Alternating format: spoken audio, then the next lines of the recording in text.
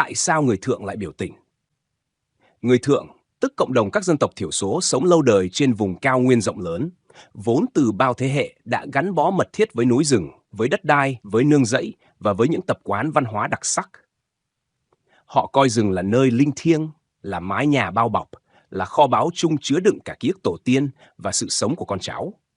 Thế nhưng, trong nhiều thập niên trở lại đây, dòng chảy của xã hội hiện đại và sự mở rộng không ngừng của kinh tế thị trường đã liên tục gây sức ép nặng nề lên đời sống của cộng đồng này.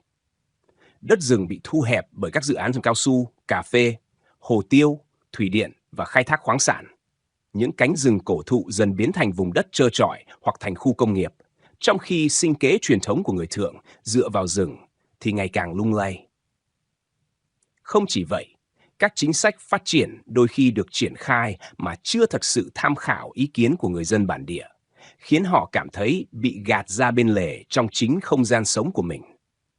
Từ đó, nảy sinh sự bức xúc âm ỉ, dồn nén theo năm tháng để rồi bùng phát thành các đợt biểu tình, đòi quyền lợi, đòi tiếng nói, đòi sự công nhận.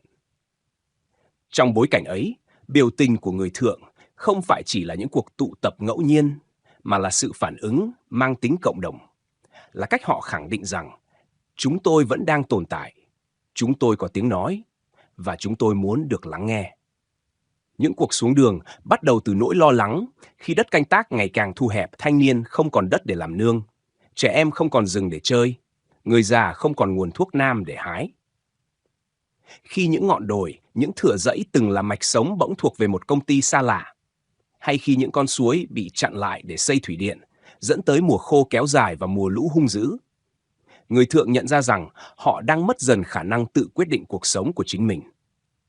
Và như một phản xạ tất yếu, họ tập hợp lại cùng cất tiếng phản đối, bởi sự im lặng sẽ chỉ khiến họ mất thêm nhiều thứ nữa. Ngoài lý do đất đai, còn một nguyên nhân sâu xa khác là vấn đề bản sắc và văn hóa. Người Thượng có tiếng nói riêng, có lễ hội riêng, có cổng chiêng, có nhà rông, có phong tục cưới hỏi, tang ma rất đặc biệt. Nhưng khi những dự án hiện đại hóa tràn tới, nhiều nơi yêu cầu họ phải thay đổi phong tục, phải rời bỏ nhà sàn truyền thống để chuyển sang mô hình mới, phải hòa nhập vào nhịp sống đô thị. Sự biến đổi ấy có mặt tích cực nhưng cũng tạo ra cảm giác bị xóa nhòa bản sắc. Người Thượng lo sợ rằng con cháu họ mai này sẽ không còn biết hát những khúc dân ca, không còn biết múa xoang, không còn hiểu ý nghĩa của cồng chiêng, vốn đã được UNESCO công nhận là di sản văn hóa phi vật thể của nhân loại. Chính nỗi lo về sự mất mát văn hóa khiến họ càng kiên quyết xuống đường để nhắc nhở xã hội rằng việc phát triển không thể đánh đổi bằng việc làm phai nhạt hồn cốt của một dân tộc. Hơn nữa, sự bất bình còn đến từ những khoảng cách xã hội. Dù đã có nhiều chính sách hỗ trợ, nhưng thực tế cuộc sống của người Thượng vẫn còn nhiều khó khăn. Tỷ lệ nghèo cao, trình độ học vấn còn hạn chế, cơ hội việc làm chưa nhiều. Trong khi đó, họ chứng kiến các cộng đồng khác hưởng lợi nhiều từ sự phát triển kinh tế, được tiếp cận hạ tầng tốt hơn, giáo dục tốt hơn. Sự so sánh ấy vô hình chung tạo ra cảm giác bị bỏ lại phía sau, bị coi thường và bị gạt ra ngoài lề dòng chảy phát triển. Mỗi lần chính quyền đưa ra một dự án mới, nếu không giải thích thấu đáo, không có sự tham vấn rộng rãi, thì trong mắt người Thượng, dự án ấy giống như một sự áp đặt hơn là một cơ hội.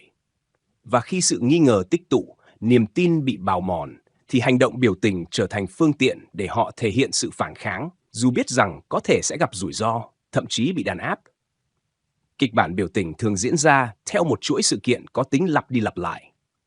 Ban đầu là những buổi họp bí mật trong làng, khi già làng và các trưởng tộc ngồi lại bàn bạc.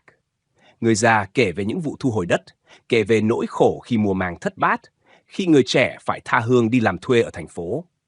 Tiếng nói chung dần hình thành. Chúng ta không thể im lặng nữa. Sau đó là các cuộc tụ tập nhỏ quanh nhà rông, nơi người dân bàn nhau viết đơn kiến nghị hoặc hẹn nhau một ngày xuống đường.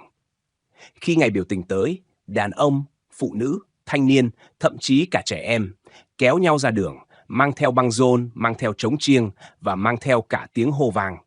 Họ không chỉ phản đối vì đất, vì rừng mà còn muốn gửi đi một thông điệp. Chúng tôi muốn được tôn trọng như những con người bình đẳng.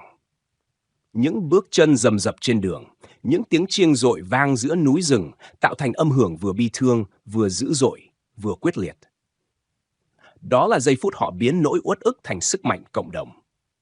Không ít lần, biểu tình dẫn tới đối đầu với lực lượng an ninh. Và chính trong những khoảnh khắc căng thẳng ấy, thế giới bên ngoài mới chú ý tới tiếng nói của người thượng. Các tổ chức nhân quyền, các phóng viên, các nhà nghiên cứu bắt đầu tìm hiểu lý do.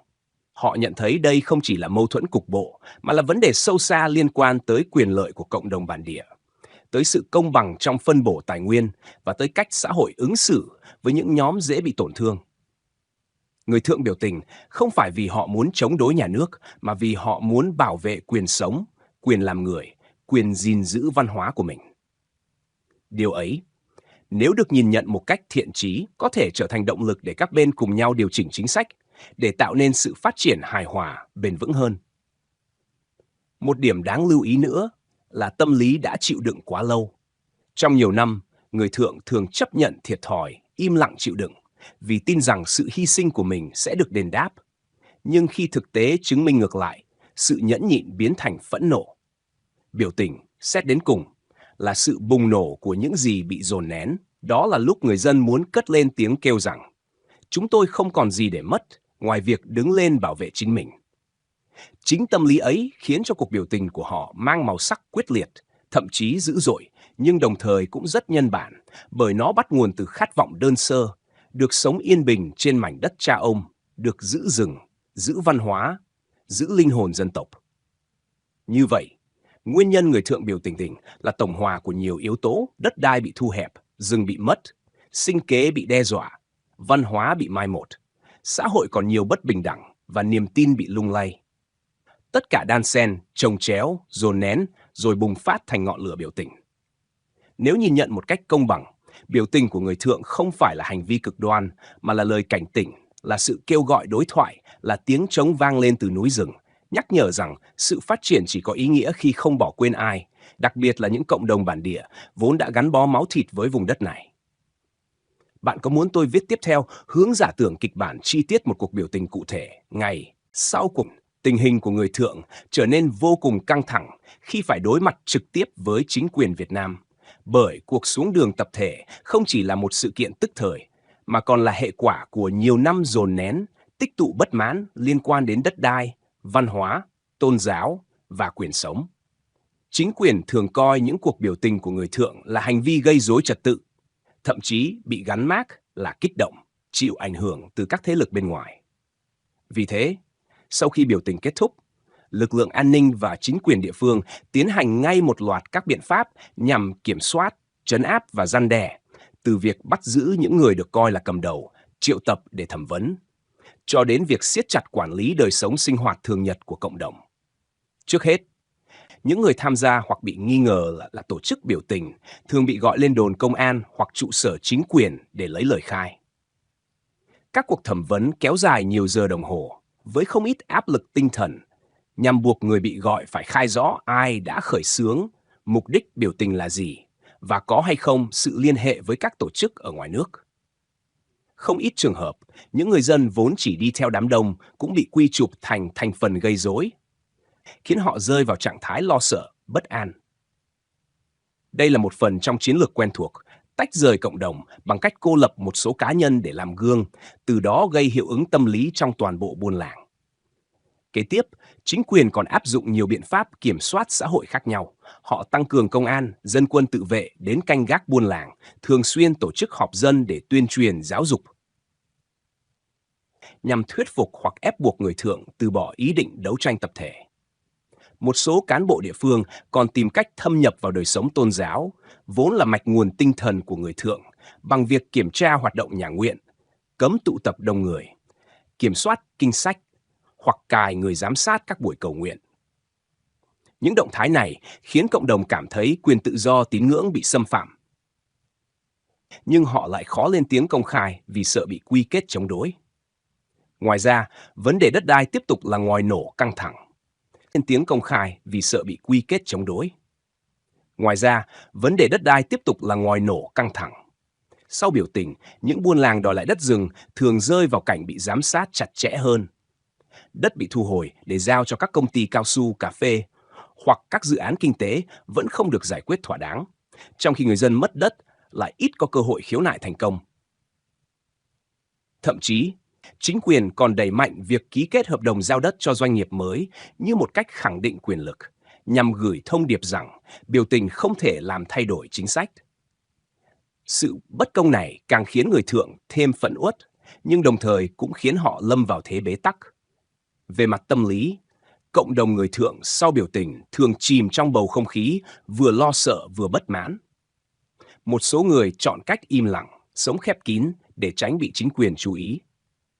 Một số khác thì cố gắng tiếp tục kiến nghị, nhưng lại gặp nhiều trở ngại khi thủ tục pháp lý bị trì hoãn hoặc bị bác bỏ. Nhiều thanh niên vì không còn tin tưởng vào sự thay đổi, tìm đường vượt biên sang Campuchia, Lào hay Thái Lan để tránh đàn áp, hoặc hy vọng được quốc tế can thiệp. Điều này lại càng khiến chính quyền Việt Nam lo ngại, từ đó tăng cường giám sát và trấn áp, coi người thượng như một nhóm nguy cơ an ninh. Trong khi đó, chính quyền cũng triển khai song song những chính sách mềm mỏng, mang tính xoa dịu nhằm tránh để tình hình vượt ngoài tầm kiểm soát. Họ tổ chức những gói hỗ trợ an sinh, phát gạo, phát quần áo, hứa hẹn xây dựng hạ tầng hoặc cử cán bộ về ăn ở cùng dân để tạo hình ảnh gần gũi. Tuy nhiên, sự chênh lệch giữa lời hứa và thực tế khiến người thượng nhìn nhận đây chỉ là những động thái bề mặt. Cái mà họ mong muốn, sự tôn trọng về đất đai, văn hóa và quyền tự quyết, lại không được đáp ứng thỏa đáng. Về phía cộng đồng, sau những làn sóng trấn áp, người thượng phải tìm cách tái cấu trúc sinh hoạt xã hội của mình. Các già làng, trưởng buôn thường đứng ra kêu gọi bình tĩnh, tránh gây thêm xung đột trực diện, âm thầm duy trì tinh thần đoàn kết. Họ tổ chức các buổi họp kín để bàn về chiến lược ứng xử với chính quyền. Khi nào cần im lặng, khi nào nên kiến nghị và cách bảo vệ thanh niên khỏi bị bắt giữ. Nhiều gia đình dặn con cháu tránh bộc lộ quan điểm chính trị công khai, giữ kín các câu chuyện liên quan đến biểu tình trong nội bộ, coi đó như một cách bảo toàn sinh mệnh. Trên bình diện quốc tế, việc chính quyền đối phó mạnh tay với người thượng sau biểu tình cũng thu hút sự chú ý của các tổ chức nhân quyền. Những báo cáo về tình hình đàn áp, bắt bớ và hạn chế tự do tôn giáo thường xuyên được gửi ra bên ngoài, tạo ra áp lực ngoại giao nhất định. Dù vậy, do yếu tố chính trị, những áp lực này chưa đủ để buộc chính quyền thay đổi căn bản chính sách. Người thượng vẫn tiếp tục sống trong tình thế vừa chịu sự giám sát chặt chẽ, vừa nuôi hy vọng mong manh về một sự quan tâm từ bên ngoài. Tóm lại, sau cuộc biểu tình, người thượng phải đối mặt với một loạt thách thức lớn. Sự đàn áp trực tiếp từ chính quyền, sự bất ổn trong đời sống xã hội, nỗi lo bị bắt giữ hoặc giám sát, cùng với sự thất vọng vì quyền lợi cốt lõi chưa được giải quyết. Họ vừa nỗ lực bảo toàn văn hóa và niềm tin, vừa phải tính toán để tồn tại trong môi trường đầy áp lực. Sự giằng co này không chỉ là câu chuyện của một cuộc biểu tình đơn lẻ, mà còn phản ánh cả quá trình dài, đầy mâu thuẫn giữa chính quyền và cộng đồng người thượng. Một quá trình vẫn chưa có hồi kết. Bạn có muốn mình mở rộng thêm thành một bản tường thuật tựa như phóng sự dài hơn khoảng 29-30 từ, để giống hẳn một kịch bản chi tiết không?